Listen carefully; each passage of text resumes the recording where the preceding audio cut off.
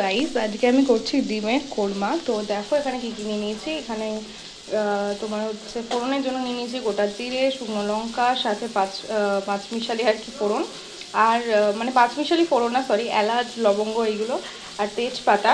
আর এখানে কড়াইতে আমি নিয়ে নিয়েছি সাদা তেল, সাথে 1 চামচ ঘি।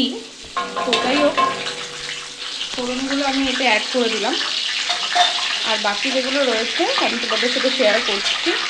তো ফোড়নটা একটু ভালো করে ভাজা ভাজা হওয়ার পরে আমরা এখানে নিয়ে নিয়েছি, দেখো, বেরেস্তা, যেটা ভেজে নিয়েছি একদম লাল লাল করে, সাথে 2টো কাঁচা লঙ্কা।